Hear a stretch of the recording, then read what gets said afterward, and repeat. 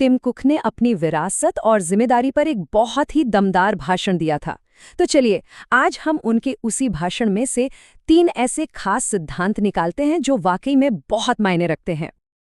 अगर आपने अराजकता का कारखाना बनाया है, तो आप उस अराजकता की जिम्मेदारी से बच नहीं सकते। ये लाइनें सीधी टिम कुक के भाषण के दिल पर चोट करती हैं। मतलब, आप इनोवेशन का जश्न तो मना सकते हैं, लेकिन उसके जो नतीजे निकलते हैं, उन्हें नज़रअंदाज नहीं कर सकते।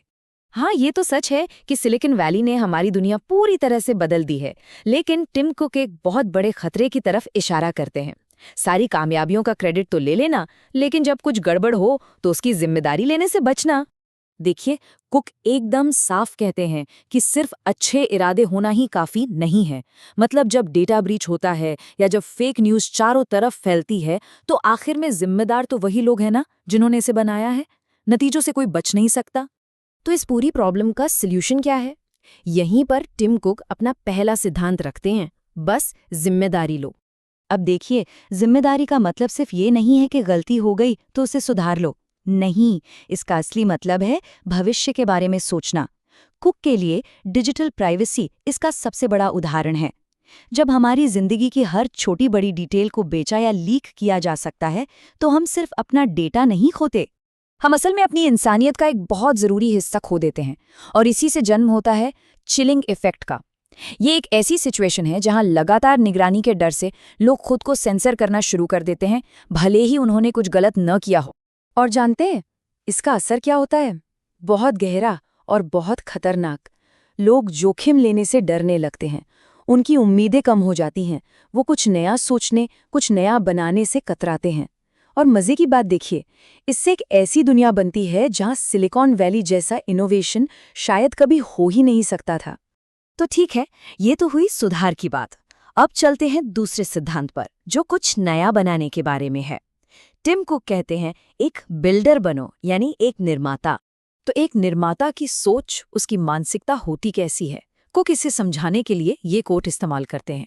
इसका सीधा सा मतलब है, अपने मैं को, अपने ईगो को साइड में रखकर किसी ऐसी चीज पर पूरा ध्यान लगाना जो खुद से भी बड़ी हो। और यहीं पर बिल्डर होने का असली मतलब समझ में आता है। बात सिर्फ एक कंपनी शुरू करने की नहीं है, बल्कि एक ऐसी विरासत बनाने की है जो हमेशा टिकी रहे। एक सच्चा निर्माता ये समझता है कि उसका काम उससे कहीं ज्यादा बड़ा है, और सच कहूं तो उसे इसी में मजा आता है। और ये हमें लेकर आता है कुक के तीसरे और शायद सबसे पर्सनल सिद्धांत पर, जैसे हो वैसे रहो, यानी बी योरसेल्फ। और ये सलाह सिर्फ बिजनेस के लिए नहीं, बल्कि पूरी जिंदगी के लिए है। इसे समझाने के लिए कुक ने स्टीव जॉब्स से जुड़ी एक बहुत ही निजी कहानी सुनाई। सालों तक उन्हें पूरा यकीन था कि स्टीव ठीक हो जाएंगे और एप्पल को हमेशा की तरह लीड करते रहेंगे। लेकिन फिर एक दिन जॉब्स ने उन्हें घर बुलाया और कहा कि नहीं, अब ऐसा नहीं हो पाएगा। उनके जाने के बाद कुक ने जो अकेलापन महसूस किया, वो कहते हैं कि वो उनकी जिंदगी का सबसे गहरा, सबसे अकेला पल था। और यहीं से एक बहुत गहरा सबक निकल कर आता है। जिंदगी में कुछ चीजें ऐसी होती हैं जिनकी तैयारी तो की जा सकती है, लेकिन उनके लिए कोई सच में तैयार नहीं हो सकता, बस उनका सामना करना पड़ता है। उस अकेलेपन के पल में कुक ने एक जबरदस्त सच्चाई सीखी कि किसी और की नकल करने की कोशिश में अपना वक्त बर्बाद करना बेकार है। ये आपको अपने असली मकसद से सिर्फ भटकाता है। असली काम तो खुद का सबसे बेहतरीन वर्जन बनना है। तो चलिए, अब इन तीनों सिद्धांतों को एक साथ जोड़ते हैं और देखते हैं कि ये हमारी अपनी विरासत के बारे में क्या बताते हैं। तो ये हैं वो 3 खास बातें जो हमें याद रखनी हैं।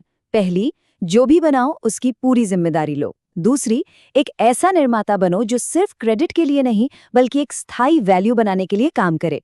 और तीसरी और सबसे जरूरी, किसी और की परछाई मत बनो, खुद का सबसे बेस्ट वर्जन बनो। और आखिर में टिम कुक का ये संदेश वाकई बहुत दमदार है।